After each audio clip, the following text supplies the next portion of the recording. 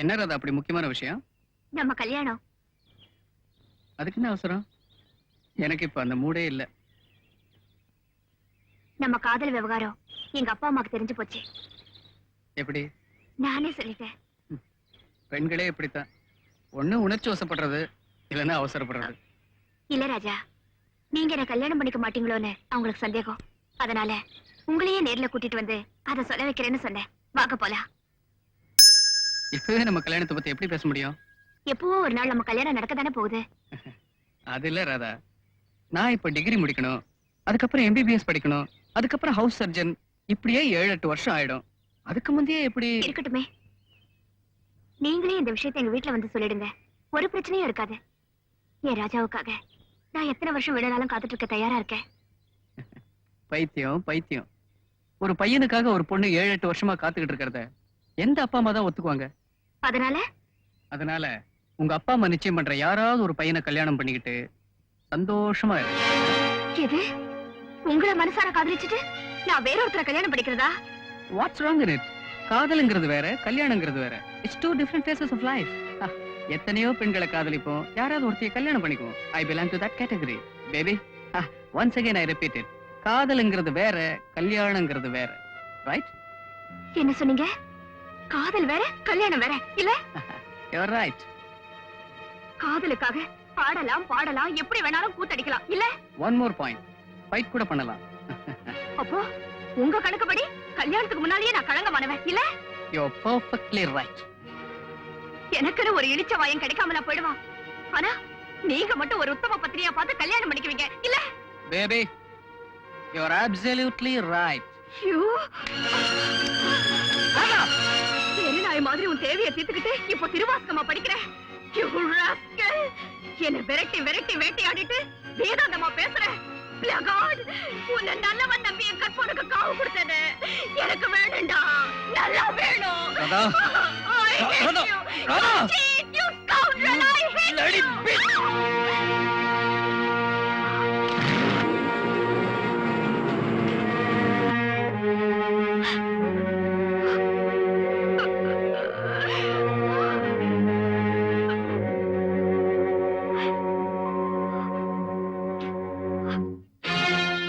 உனக்கு அதிர்ச்சியா இருக்கலாம் சாவித்ரி, இது நான் எதிர்பார்த்ததுதான். 17 வருஷம் வளர்த்து ஆளாக்கின தாய் தகப்பன் சொல்றது கசக்குது. 7 நிமிஷத்துல தெருவில் சந்திச்ச எவனோ ஒருத்தன் சொல்றது இனிக்குது இல்ல? காதலிக்கிறது தப்பான்னு கேட்டாலே இப்ப என்ன சொல்றா? என்னமோ அவ தலையெழுத்து நடக்க கூடாது நடந்து போச்சுங்க. நம்ம நாட்டுல ஃபீஸ் வாங்காம வாதாடுற வக்கீலுங்க யாரு தெரியுமா? உன் மாதிரி அம்மாக்கள் தான். உருப்படாத குழந்தைகளுக்காக எந்த நிலையிலையும் எந்த நேரத்திலையும் வாதாடுறதுக்கு நீங்க தயார் இல்ல? பெத்த பாசங்க. அந்த பாசம் இவளுக்கு இருந்தா இப்படி செய்வாளா? சாவித்ரி, தன்னுடைய பெண்ண நல்லபடியா ஒருத்தன் கையில ஒப்படைக்கணும். இந்த ஒண்ணை தவிர தாய் தகப்பனுக்கு வேற என்ன லட்சியம் இருக்க முடியும்? அதுக்கு நமக்கு ஒரு சந்தர்ப்பம் தர வேண்டாமா? நீயே யோசிச்சு பாரு. நீங்க வாய் விட்டு சொல்றீங்க, நான் மனசுக்குள்ளேயே போராடிட்டு இருக்கேங்க. ஏங்க இங்க பாருங்க, நடந்ததை மறந்துட்டு மேற்கொண்டு ஆக வேண்டியதை பாருங்க. பெத்த பாவத்துக்காகவும் மானத்தை காப்பாத்திக்கவும் ஏதாவது செய்துதானே தொலைக்கணும். உள்ளூர் மாப்பிள்ளை எவனும் வரமாட்டான். வெளியூர்ல முயற்சி பண்ணி பாக்குறேன். இனிமேலாவது உன் மகளை ஒழுங்கா இருக்க சொல்லு. சொல்றேங்க.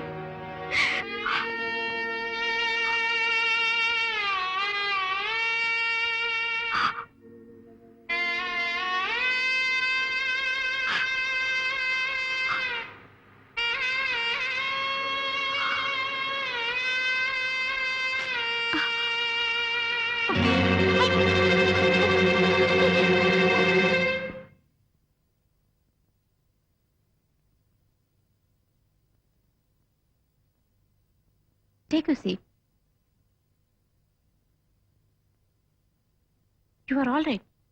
இன்னும் 8 மாசத்துல நீ ஒரு குழந்தைக்கு தாயாக போற.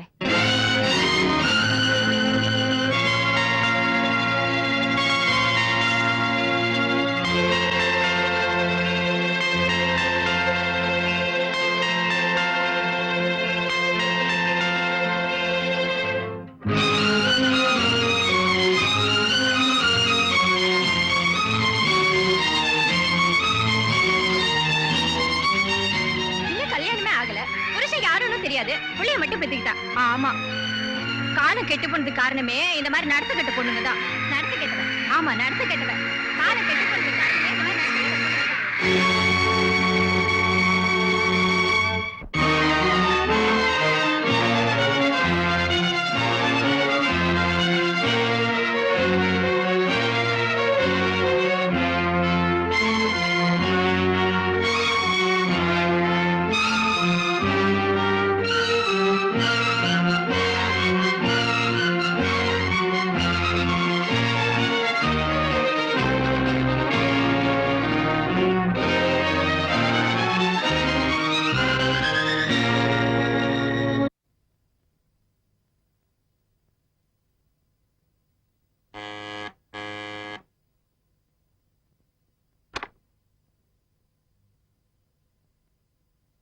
என்ன வேணுமா? வக்கீல் அம்மாவை பார்க்கணும். நேரம் ஆயிடுச்சே, காலையில வாங்கல. இல்ல, ரொம்ப முக்கியமான விஷயம். சரி, உள்ள வாங்க.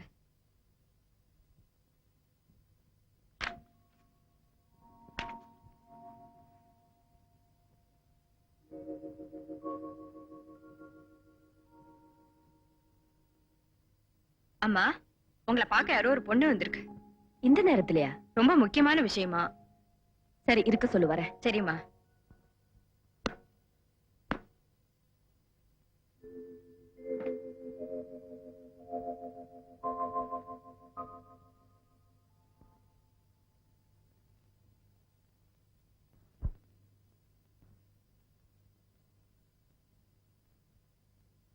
வணக்கம்மா. வணக்கம். யாரு மணி? என் பேர் ராதா. எங்க அப்பா விஸ்வநாதன் கோர்ட்ல குமாஸ்தாவா இருக்காரு. ஓ, அவர் மகளா நீ? உட்காருமா. எங்க அப்பா உங்களை பத்தி நிறைய சொல்லிருக்காங்க.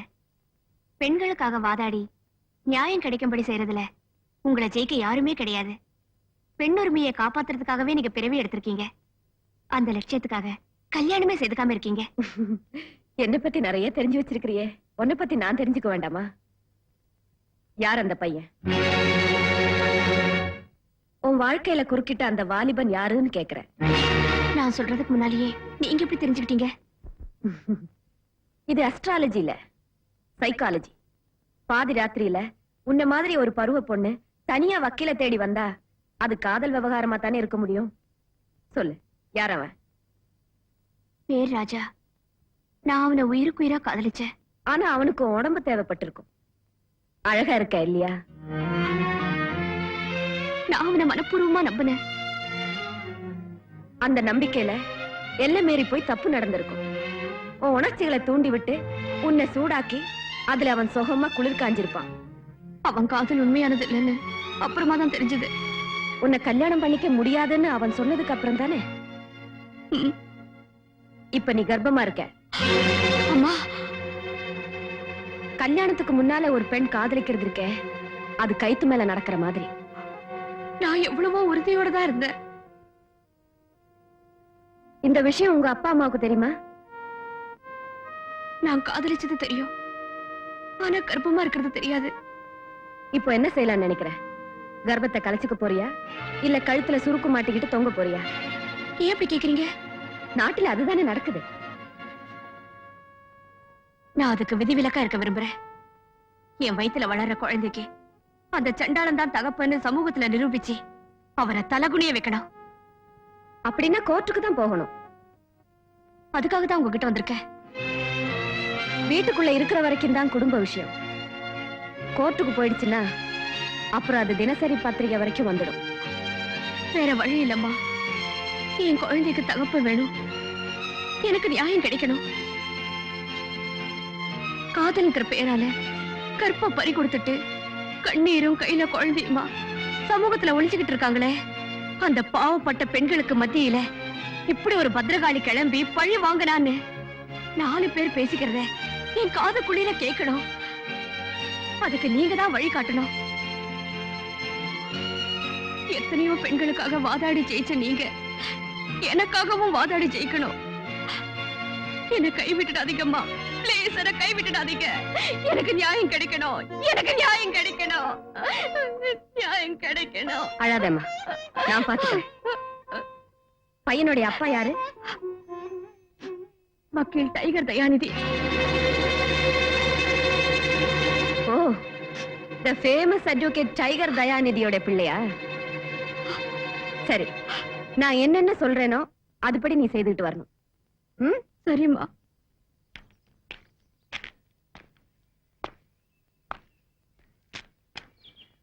என்ன எதுக்காக வர சொன்ன?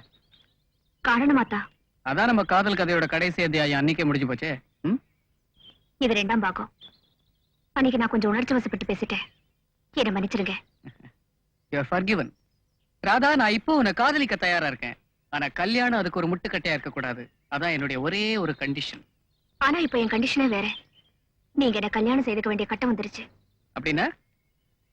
நான் கர்ப்பமா இருக்கேன். ஓ ஷிட், அசிங்கம். ஆனா உண்மை. சரி சரி, அதுக்காக இப்ப என்ன செய்யணுங்கிற? நம்ம காதல் சின்னம் அவமான சின்னமாக கூடாது.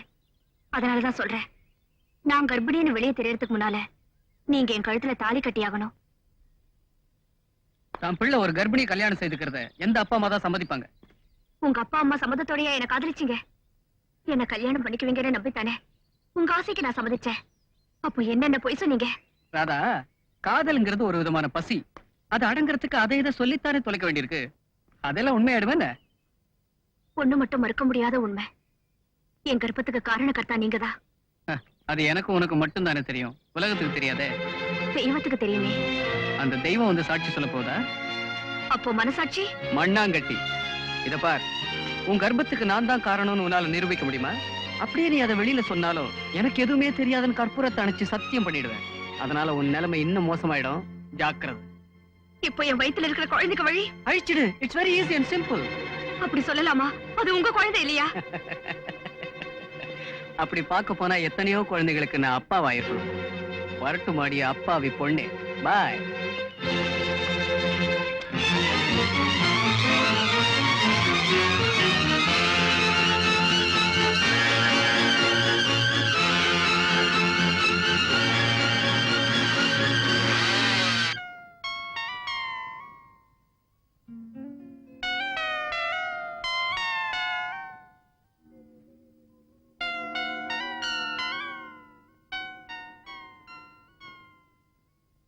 என்ன வேணுமா?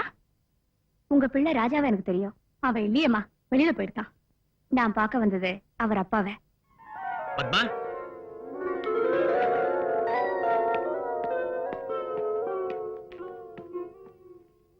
வணக்கம் சார். யாரம்மா நீ?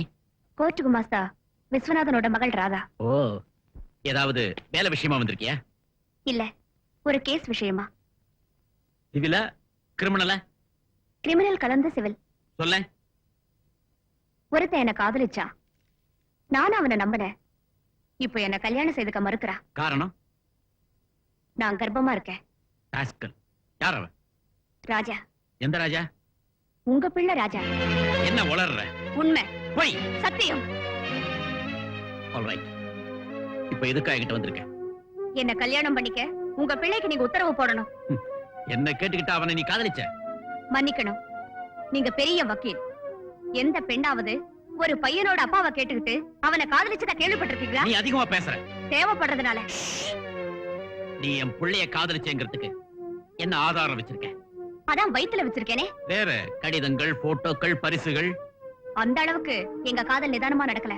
இந்த விஷயம் வேற யாருக்காவது தெரியுமா? உங்க பிள்ளைக்கு மட்டும்தான் தெரியும். தான் அதுக்கு காரணம் இல்லைன்னு அவன் சொல்லுவான். சொல்லிட்டாரு. என்ன செய்ய போற? பிள்ளை செய்த தவறுக்கு அப்பா கிட்ட நியாயம் கிடைக்கணும்தான் உங்ககிட்ட வந்திருக்கேன். கிடைக்கலன்னா அடுத்தபடியா இந்த அசிங்கத்தை அரங்கேற்றம் பண்ண வேண்டியதுதான். என்ன மிரட்டுற? நான் உங்க மாதிரி வக்கீல் இல்ல. வரம்பு மீறி போன பொண்ணு இல்லையா? அதான் வரம்பு மீறி பேசுற. வக்கீல் சார், நான் ஒரு நடத்த கட்ட வைக்கிற அர்த்தத்துல தானே இப்படி சொல்றீங்க. எச்சரிக்கிறேன், உங்க பேர சகதிலையும் சாக்கடை நாத்தத்திலையும் வளர்ந்து ஆளாகிறதுக்கு இடம் கொடுத்துறாதீங்க. நான் உங்க மகனுக்கு மனைவியா இல்லைனாலும் உங்களுக்கு மருமகளா இருந்து உங்க பேரனை நல்லபடியா பெத்தெடுக்கிறேன். அதுக்கு எனக்கு ஒரு சந்தர்ப்பம் கொடுங்க. நான்சென்ஸ். நீயா என் மருமக? உங்க மகனால காதலிக்கப்பட்டு அவரோட குழந்தைய வயித்துல வச்சிருக்கிறவளுக்கு பேர் வேற என்ன? கல்யாணமாகமரே கர்ப்பமான கட்டுப்பாடு இல்லாத ஒரு பெண் கௌரவமான இந்த குடும்பத்துக்கு என்னைக்கும் மருமகளா வர முடியாது. அதுக்கு உனக்கு அருகதையும் கிடையாது.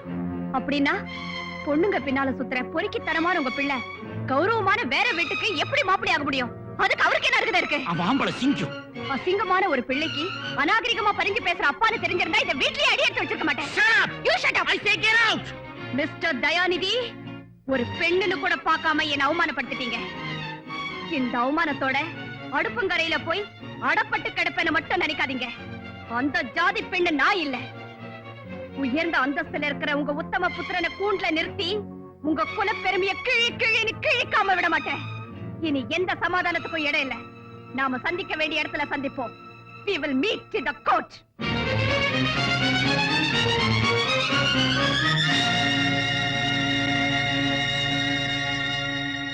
என்னங்க, அந்த பொண்ணு சொல்றதெல்லாம் உண்மைதான்னு தோணுது. மூடு வாயே. முதல்ல உன் புள்ளைய செருப்பால் அடிக்கணும். எனக்கு வேலை வச்சுட்டான். எங்க அந்த அயோக்கிய ராஸ்கல்? நில்றா. வாடா இங்க.